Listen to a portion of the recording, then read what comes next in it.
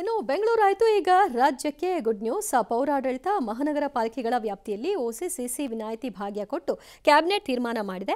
ರಾಜ್ಯದಲ್ಲೂ 30-40 ಅಳತೆಯ ನಿವೇಶನಗಳಿಗೆ ಓಸಿಸಿಸಿ ವಿನಾಯಿತಿ ನೀಡಿದೆ. ಆದರೆ ನಕ್ಷೆ ಮಂಜೂರಾತಿ ಪತ್ರ ಪಡೆದ 1200 ಚದರ ಅಡಿ ಕಟ್ಟಡಗಳಿಗೆ ವಿನಾಯಿತಿ ಎಂಬ ಅಂಶವನ್ನು ಸೇರಿಸಲಾಗಿದೆ. ನಕ್ಷೆ ಮಂಜೂರಾತಿ ಷರತ್ತು ಜಿಬಿಎ ವ್ಯಾಪ್ತಿಗೆ ಇರಲಿಲ್ಲ ಅನ್ನೋದು ಗಮನಿಸಬೇಕಾದಂತಹ ಅಂಶ.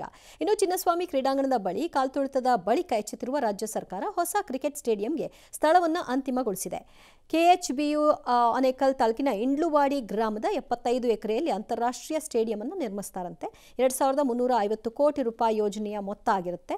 80,000 ಆಸನಗಳ ವ್ಯವಸ್ಥೆ ಇರುತ್ತಂತೆ. ಈ ಮಧ್ಯೆ ಬಿ ಖಾತೆಗಳಿಗೆ ಎ ಖಾತೆಗಳನ್ನಾಗಿ ಪರಿವರ್ತಿಸುವ ವಿಚಾರಕ್ಕೆ ಕುಮಾರಸ್ವಾಮಿ ಮತ್ತು ಡಿಕೆಶಿ ಮಧ್ಯೆ ವಾಕ್ಸಮರ ಏರ್ಪಟ್ಟಿದೆ. ಗ್ರಾಮಾಂತರ ಜಿಲ್ಲೆಯ ಆನೇಕಲ್ ತಾಲೂಕಿನ ಇಂಡ್ಲವಾಡಿ ಗ್ರಾಮದ ಸುಮಾರು 75 ಎಕರೆ ಜಮೀನಿನಲ್ಲಿ ಅಂತಾರಾಷ್ಟ್ರೀಯ ಕ್ರಿಕೆಟ್ ಸ್ಟೇಡಿಯಂ ಮತ್ತು ಕ್ರೀಡಾಂಗಣ ಸಂಕೀರ್ಣವನ್ನು 2350 ಕೋಟಿ ರೂಪಾಯಿಗಳ ಅಂದಾಜು ಮೊತ್ತದಲ್ಲಿ ನಿರ್ಮಿಸಲು ಆಡಳಿತಾತ್ಮಕ ಅನುಮೋದನೆಯನ್ನ ಕೋರಿತ್ತು. ಪ್ರಸ್ತಾವನೆಗೆ ಇನ್ ಪ್ರಿನ್ಸಿಪಲ್ ಅಪ್ರೂವಲ್ ಅನ್ನ ಸಚಿವ ಸಂಪುಟ ನೀಡಿದೆ. ಜಾಹೀರಾತು ಕೊಟ್ಕೊಂಡಿದ್ದಾರೆ, ಕಲರ್ಫುಲ್ ಜಾಹೀರಾತು, ದೀಪಾವಳಿ ಕೊಡುಗೆ ಅಂತ ಹೇಳಿ. ದೀಪಾವಳಿ ಕೊಡುಗೆ ಬೆಂಗಳೂರು ನಾಗರಿಕರಿಗೆ ಕೊಡ್ತಾ ಇದ್ದಾರೆ. ಬಿ ಖಾತಾದಿಂದ ಎ ಖಾತಾ ಕನ್ವರ್ಷನ್ಗೆ ಅರ್ಜಿ ಹಾಕಕ್ಕೆ 500 ರೂಪಾಯಿ.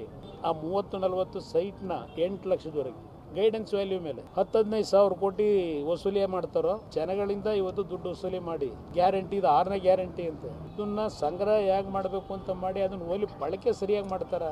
ಅವರಿರುವಂಥ ಏಜೆನ್ಸಿಗಳನ್ನೆಲ್ಲ ಬಿಟ್ಬಿಟ್ಟು ಅದನ್ನೆಲ್ಲ ದೊಡ್ಡ ತನಿಖೆ ಮಾಡಿಸಿ ಏನೇನು ಮಾಡಬೇಕು, ನನ್ನ ಮೇಲೆ ಏನೇನು ಷಡ್ಯಂತ್ರ ಮಾಡಬೇಕು ಅಂತ ನಡೀತಾ ಇದೆ. ಅವ್ರು ಒಳ್ಳೇದಾಗಲಿ, ಅವ್ರ ಯಶಸ್ಸಾಗಲಿ, ಖುಷಿಯಾಗಿರಲಿ. ಇಡೀ ಐತಿಹಾಸಿಕವಾದಂಥ ತೀರ್ಮಾನ ಅದು ಕೂಡ ನಾನು ಮಾಡಿದ್ದೇನೆ. ಸೊ ಪಾಪ ಅವ್ರ ಕೈಲಿ ತಡ್ಕೊಳಕ್ ಆಗ್ತಾ ಇಲ್ಲ. ಜಲಸ್ಸಿಗೆ ಯಾವ್ದು ಔಷಧಿ ಕೂಡ ಇಲ್ಲ. ಇದು ಕೂಡ ಅವರು ಪಾಪ ಅವರು ಮಾತಾಡ್ತಾ ಇದ್ದಾರೆ. ಅವ್ರು ಒಳ್ಳೇದಾಗಲಿ.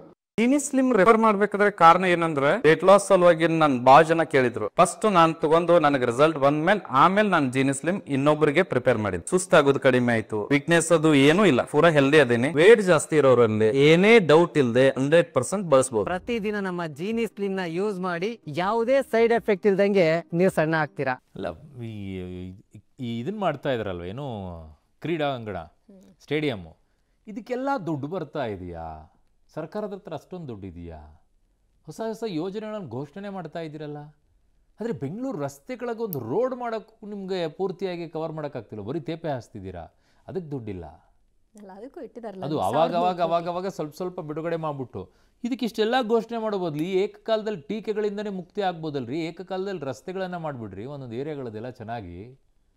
ಏನಾಗುತ್ತೆ ಏನಪ್ಪ, ಅಲ್ಲಿ ಟೀಕೆ ಅನುಭವಿಸ್ತೀರಾ, ಇಲ್ಲಿ ನೋಡಿದರೆ ಘೋಷಣೆ ಮಾಡಿಬಿಟ್ಟು ನಾವೇನೋ ಹೊಸದಾಗೇನೋ ಮಾಡ್ತಾ ಇದ್ದೀವಿ ಅಂತ ತೋರಿಸ್ಕೊಳ್ತೀರಾ.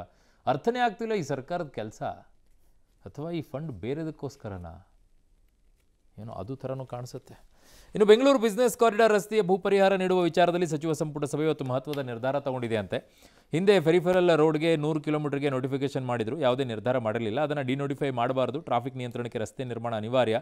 ಸೊ ತೀರ್ಮಾನ ಮಾಡಿ ಇಂದಿನ ಸಚಿವ ಸಂಪುಟ ಸಭೆಯಲ್ಲಿ 117 ಕಿಲೋಮೀಟರ್ ಉದ್ದದ ರಸ್ತೆ ನಿರ್ಮಾಣದ ವ್ಯಾಪ್ತಿಯಲ್ಲಿ ಭೂ ಪರಿಹಾರದ ವಿಚಾರದಲ್ಲಿ ಒಂದು ತೀರ್ಮಾನ ತಗೊಂಡಿದ್ದಾರಂತೆ.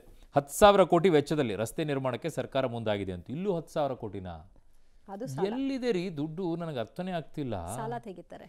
ಅಯ್ಯೋ, ಸಾಲ 100 ಮೀಟರ್ ಅಗಲದ ರಸ್ತೆಯಲ್ಲಿ 65 ಮೀಟರ್ ರಸ್ತೆ ನಿರ್ಮಾಣ ಮಾಡ್ತಾರಂತೆ. ಉಳಿದ 35ರಷ್ಟನ್ನು ರೈತರಿಗೆ ಕಮರ್ಷಿಯಲ್ ಪರಿಹಾರವಾಗಿ ಬಿಟ್ಕೊಡೋಕೆ ತೀರ್ಮಾನಿಸಿದಾರಂತೆ. ಅಂದರೆ ಅವ್ರ ಅಂಗಡಿ ಹಾಕೋಕೆ. Very good. ಬಟ್ ಅಲ್ಲಿ ನಿಲ್ಸೋಕೆ ಒಂದು ಜಾಗ ಮಾಡಿ, ಸುಮ್ಮನೆ ರೋಡಲ್ಲಿ ಗಾಡಿ ನಿಲ್ಸ್ಕೊಳಂಗೆ ಆಗಬಾರ್ದು. ರೋಡಲ್ಲಿ ಗಾಡಿ ನಿಲ್ಸೋಕೆ ಮಾಡ್ಬಿಟ್ಟು ಅಂಗಡಿಗಳನ್ನ ಹಾಕ್ಬಿಟ್ಟು ಪ್ರಯೋಜನನೇ ಇಲ್ಲ, ಫುಲ್ ಟ್ರಾಫಿಕ್ ಜಾಮ್ ಆಗೋಗ್ಬಿಡುತ್ತೆ. ಒಳಗಡೆಗೆ ಒಂಚೂರು ಜಾಗ ಕೊಟ್ಬಿಟ್ಟು ಒಂದೊಂದೇ ಜಾಗಗಳನ್ನು ಮಾಡಿಬಿಟ್ಟು ಅಲ್ಲಿ ಅಂಗಡಿಗಳನ್ನು ವ್ಯವಸ್ಥೆ ಮಾಡಿ, ಅವಾಗ ಸರಿ ಇರುತ್ತೆ ಅದು. ಈಗ 20 ಗುಂಟೆ ಜಾಗದವರೆಗೆ ಪರಿಹಾರ ಕೊಡಲು ತೀರ್ಮಾನ ಮಾಡಿದಾರಂತೆ. ನಗರ ಪ್ರದೇಶದಲ್ಲಿ 2 ಪಟ್ಟು, ಗ್ರಾಮೀಣ ಪ್ರದೇಶದಲ್ಲಿ 3 ಪಟ್ಟು ಪರಿಹಾರ ನೀಡೋಕ್ಕೆ ಉದ್ದೇಶ ಇಟ್ಟುಕೊಂಡಿದ್ದಾರೆ. ರೆಸಿಡೆನ್ಷಿಯಲ್ ಪರಿಹಾರಕ್ಕೆ 60-40 ಫಾರ್ಮುಲಾದಲ್ಲಿ ಬಿಡಿಎ ಲೇಔಟ್ನಲ್ಲಿ ಜಾಗ ಕೊಡೋಕ್ಕೆ ಸಂಪುಟ ತೀರ್ಮಾನಿಸಿದೆ. ರಸ್ತೆಗೆ ಟೋಲ್ ಕೂಡ ನಿಗದಿ ಆಗುತ್ತೆ. ಇನ್ನು ಹೂಡಿಕೆ ವಿಚಾರದಲ್ಲಿ ಕರ್ನಾಟಕ ಹಾಗೂ ಆಂಧ್ರ ಪ್ರದೇಶದ ಮಧ್ಯೆ ಪೈಪೋಟಿ ಮುಂದುವರೆದಿದೆ. ಗೂಗಲ್ ಸಂಸ್ಥೆ ಆಂಧ್ರ ಪ್ರದೇಶದ ಪಾಲಾದ ಬೆನ್ನಲ್ಲೇ ಆಂಧ್ರ ಸಚಿವ ನಾರಾ ಲೋಕೇಶ್ ಕರ್ನಾಟಕ ಸರ್ಕಾರಕ್ಕೆ ಟ್ವೀಟ್ ಮೂಲಕ ಒಂದು ಟಾಂಗ್ ಕೊಟ್ಟಿದ್ದಾರೆ. ಆಂಧ್ರದ ಆಹಾರ ಖಾರವಾಗಿದೆ ಅಂತ ಕೆಲವರು ಹೇಳ್ತಾರೆ. ನಮ್ಮ ಕೆಲವು ಹೂಡಿಕೆಗಳು ಕೂಡ ಖಾರವಾಗಿಯೇ ಅನಿಸುತ್ತೆ. ಕೆಲವು ನೆರೆಹೊರೆಯವರು ಈಗಾಗಲೇ ಖಾರದಿಂದ ಬೇಯ್ತಾ ಇದ್ದಾರೆ, ಅವರ ಹೊಟ್ಟೆ ಉರಿತಾ ಇದೆ ಅಂತ ಪೋಸ್ಟ್ ಮಾಡಿದ್ದಾರೆ. ಅಲ್ಲದೆ ಕರ್ನಾಟಕಕ್ಕೂ ಈಗ ಉರಿತಿರಬಹುದು ಅಂತ ಕಟುವಾಗಿ ಪೋಸ್ಟ್ ಮಾಡಿದ್ದಾರೆ. ಇನ್ನು ಟ್ರಾಫಿಕ್, ರಸ್ತೆ ಗುಂಡಿ ವಿಚಾರದಲ್ಲಿ ಸರ್ಕಾರ ಸರ್ಕಾರಕ್ಕೆ ಚಾಟಿ ಬೀಸಿದ್ದ ಉದ್ಯಮಿ ಕಿರಣ್ ಮಜುಮ್ದಾರ್ ಶಾ ತ್ಯಾಜ್ಯ ವಿಲೇವಾರಿ ವಿಚಾರದಲ್ಲಿ ಮತ್ತೊಮ್ಮೆ ಕುಟುಕಿದ್ದಾರೆ. ಕಸವು ಇಡೀ ದೇಶದ ಗಂಭೀರ ಸಮಸ್ಯೆ. ದೊಡ್ಡ ನಗರಗಳು ಯಾವುದೇ ಪುರಸಭೆ ತ್ಯಾಜ್ಯ ವಿಲೇವಾರಿ ಪರಿಹರಿಸುವಲ್ಲಿ ಯಶಸ್ವಿಯಾಗಿಲ್ಲ. ನಾಗರಿಕ ಪ್ರಜ್ಞೆ ಕೊರತೆ ಹಾಗೂ ಆಡಳಿತ ವೈಫಲ್ಯದಿಂದಾಗಿ ಹೀಗಾಗಿದೆ ಅಂತ ಪೋಸ್ಟ್ ಮಾಡಿ ಬೇಸರವನ್ನು ವ್ಯಕ್ತಪಡಿಸಿದ್ದಾರೆ. ಇವ್ರು ಹಿಂದೆ ತುಂಬ ಉರ್ಕೊಂಡಿದ್ರಾ ಕರ್ನಾಟಕಕ್ಕೆಲ್ಲ ಜಾಸ್ತಿ ಬಂದಾಗ? ಅದರ ಅನುಭವ ಹಂಚ್ಕೊಳ್ತಾ ಇದ್ರು. ಅವ್ರು ತುಂಬಾ ಅವತ್ತು ಉರಿ ಆಗಿತ್ತು, ಇವತ್ತು ನಿಮಗಾಗ್ತಿದೆ. ಪಾಪ ಅವ್ರು ಅವತ್ತು ಉರ್ಕೊಂಡ್ಬಿಟ್ಟಿದ್ರು ಅನ್ಸುತ್ತೆ. ಅದನ್ನ ಹೇಳ್ಕೊಳಕ್ ಆಗ್ಲಾರ್ದೆ ನೀವು ಉರಿತಾ ಇದೀಯಾ ಅಂತ ಕೇಳ್ತಾ ಇದ್ರು. ಹಂಗ ಸರಿ ಉರ್ಕೊಳ್ಳಿ ಸರ್, ಚೆನ್ನಾಗಿ ಉರ್ಕೊಳ್ಳಿ.